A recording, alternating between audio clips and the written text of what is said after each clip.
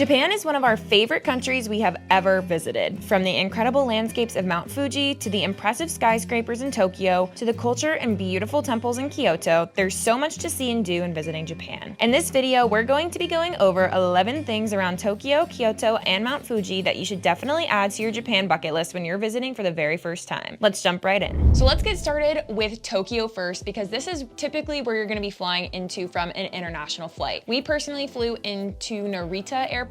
There's also one other airport that you can choose from. And once you land, we definitely recommend pre-booking a ticket for the airport Skyliner. That's the train that usually will take you directly out of the airport. And it's gonna save you a lot of money by taking the train instead of hiring a taxi. You can pre-book your airport Skyliner tickets online, and we'll link it in the description for you below. So once you get into Tokyo, you can check into your hotel or your Airbnb and get settled. And then it's time to embark on some pretty cool experiences. First up, let's chat about the Shibuya Sky and Shibuya Crossing experience. This is one of the craziest streets we have ever gone on. I think we crossed the Shibuya Crossing, which is one of the most famous street crossings in the world because of how busy and packed it is. And there's all these crazy neon lights and signs and billboards, and it's just pure chaos, but in a really fun way. Like, I think we crossed back and forth like at least 10 times. It kind of reminds us of a very busy Times Square in New York, but it's super fun, and I think you should definitely experience it when you're visiting Tokyo for the very first time. And if you really want a cool view of it, you can actually head up to the Shibuya Sky and you'll get a bird's eye view of the crossing from above, overlooking all of Shibuya. And it's a really stunning way to see Tokyo from above. The observation deck is open from 10 to 10:30 p.m. So you can really go at any time of the day, but we personally would recommend going at nighttime because then you can see all the lights popping from above, or at sunset. It's a really beautiful sunset spot because you can see everything. Next up, for Tokyo, we have Team Lab Planets. Now, this is an experience that books out really quickly, so we highly recommend booking tickets in advance if you want to do this one. It's an immersive experience inside of basically an art museum that has 4 really crazy immersive artwork spaces and then 2 gardens that you can walk through. You're gonna be seeing a ton of crazy light displays and nature-inspired art, and it's all like digital art, but it is fully like 360 around you. So if you're into art and you want a really unique and different experience, we recommend checking out Team Lab Planets. They also do have a few other Team Lab locations around Japan. So if you don't get to go to the one in Tokyo, don't fret. There are some alternative exhibits that you can book as well. But this one is a highly recommended popular one that you can choose from. That's it for Tokyo right now for our favorite things that we did there. There's so much to do in Tokyo, you guys. It really just depends on how much time you have to go and explore the beautiful city. This obviously didn't touch any of the temples or any of the really cool architecture. If you guys want to check that out, go check out our Japan Ultimate Guide, where we go into all of those really cool, unique sites. This is more based for experiences. And if you guys want to check out even more really amazing experiences around Tokyo, you can actually get a Greater Tokyo Pass that will give you admission to over 40 options around the city. And so we'll link that down below in the description for you. It is an incredible thing that you can choose a ton of different activities from, and you can save money that way. And actually, everything in this video you can book on Klook in advance so that you can have a worry-free trip to Japan and have everything that you want to do already planned for. You can get 10% off any of your first Klook purchase using the code TheLoversPassport if you guys want to book any of these activities that we've mentioned in this video or more. Not only do they have amazing experiences around Japan that you can choose from, but they also have all of your transportation covered as well. So when you're trying to get from spot to spot around Japan, whether it's the airport into Tokyo, Tokyo to Mount Fuji, or Mount Fuji to Kyoto, or vice versa, they will have any of your transportation options available to pre-book online, which takes a lot of the confusion out for you in advance. And so you can either book the JR Pass, which is available for 7, 14, or 21 days to get you on all the JR trains around Japan without having to pay for tickets every single time. And you can even pre-book the amazing Shinkansen bullet trains that will get you from city to city in a record amount of time. These were seriously the coolest trains I think we've ever been on. Going on them from Kyoto back to Tokyo, and you get this crazy view of Mount Fuji right outside of the train. And they're just literally going so fast. It's such a wild experience. But anyways, you can book all of these experiences and all of your transport around Japan on Klook. So thank you, Klook, for sponsoring today's video. And let's get right back in with exploring Mount Fuji. Mount Fuji is one of the most incredible places we have ever been. As adventure travel photographers, this is probably the most picturesque mountain that we saw in all of Japan. It's also why it is so famous, and for us, we honestly enjoyed our time in Mount Fuji more than Tokyo. That being said, we're gonna go through 5 of our favorite areas to explore in Mount Fuji. Another must-see spot near Mount Fuji is going to be Chirita Pagoda. This was one of our favorite spots to watch sunrise in all of the area. You get to go up next to this beautiful temple. It's in Sengen Park. So technically Sengen Park and Chirita Pagoda are basically the same thing, but as you're walking up the stairs in Sengen Park, you finally make it to Chirita Pagoda, and it has this incredible view over all of Kawaguchiko, as well as you can see the sun hitting the top of the mountain. Now, that being said, you can go and visit during the day. You don't only have to visit Chirita Pagoda during the sunrise time, but that was when we thought it was the best because you have that beautiful glow on top of Mount Fuji. If you are doing a day trip though and going from Tokyo all the way to Mount Fuji, we would definitely recommend stopping there as one of the tours, and they also have that available on Klook. Another thing that you have to stop by is Lake Kawaguchiko.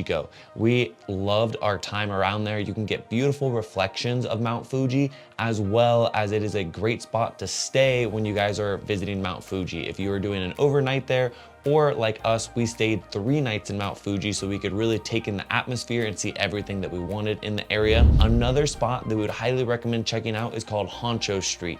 This is one of the most famous streets in Mount Fuji because it has this perfect view going directly towards Mount Fuji, where you get to see some of the shops, you get to see a lot of the Japanese style architecture and signs on the road, and it perfectly leads you to a gigantic Mount Fuji in the background. This is one of our favorite pictures that we took during our time there because you get that nice compression which makes Mount Fuji look like it is absolutely towering over the town here. So we would definitely recommend checking that out. And there is a cute little cafe directly across the street of the famous spot on Honcho Street. So we would definitely go there, hang out for sunrise or sunset, and then go and grab something from the cafe. The last spot in Mount Fuji we would highly recommend stopping is called Oishi Park. This spot is beautiful, especially during the spring because all of the flowers are in bloom.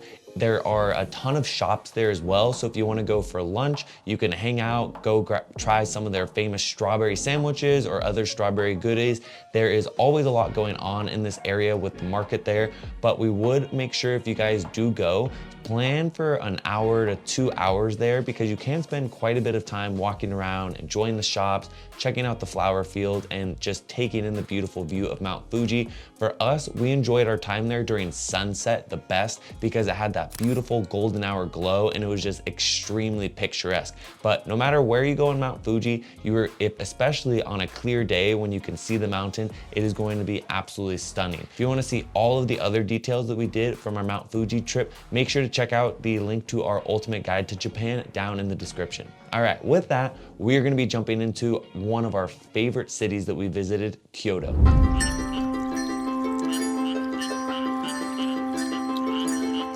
Our favorite cultural experience that we got to do in our entire time in Japan was the Maiko traditional tea ceremony. This was incredible to see. We got to get dressed up in the traditional kimonos, go into a studio. We got to go through a full tea ceremony, and it was really cool to see a traditional Maiko actually take us through the full ceremony. One thing to note, it is very difficult to become a Maiko, and there used to be thousands upon thousands in Japan, and now they are very, very limited. So being able to go through and actually see their tea ceremony, witness their traditions, and be a part of their culture was a really amazing experience, and we would highly recommend it when you're in Kyoto. Out of Tokyo, Mount Fuji, and Kyoto definitely felt like it had the most Japanese culture that we got to experience compared to the craziness of Tokyo and the a little bit more rural feeling of Mount Fuji. So we loved that about Kyoto. One of our favorite experiences that we got to do. Another great thing to do from Kyoto is go to Nara Park. Nara Park is where they have the famous bowing deers. This was a really fun experience because we got to go hang out with the deers. They have little cookies that you guys can feed them, but I will warn you, some of the deers are very aggressive. They will try and come up to you. If they have horns, they can stick you a little bit, so definitely be careful. If you guys are going with kids, we would highly recommend staying on the paths and not going too far off the paths because the deer do get very, very aggressive. But you get to walk into this beautiful temple, and when I say there are deers everywhere, there are thousands of deers all over the place. So really magical experience to be able to walk through, get nice and close to the deer, and depending on the time of year you go, they could have the bigger horns, very fuzzy, the horns could be gone, and you could even see cherry blossoms here if you go during the spring. Another spot that you need to see in Kyoto is called Fushimi Inari. Fushimi Inari is famous because of the thousands upon thousands of torii gates leading up to Mount Inari, which is one of the most sacred areas in all of Kyoto.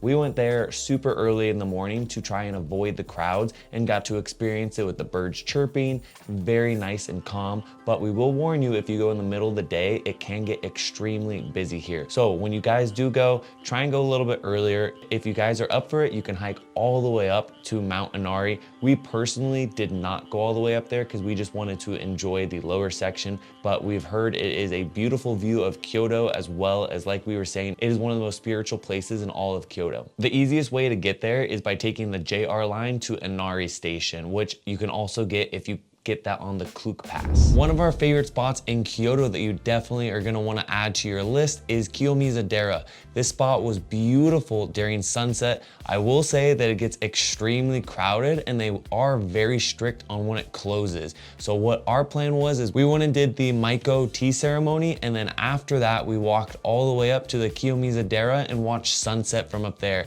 It's a beautiful view of the temple overlooking Kyoto, and it was a ton of fun to be able to hang out, look at the cherry blossoms, take in the sunset, and you just have a beautiful view. So we definitely add that to your Kyoto bucket list, especially if you guys are visiting Japan. The last spot is a little touristy, but we would still say to go and check it out. It is called the Arashiyama Bamboo Forest. This area is honestly pretty big, and there's a lot of different sections of it. Of course, there is the famous walkway with the crazy bamboos that is extremely picturesque, and that's where most of the crowds are gonna go.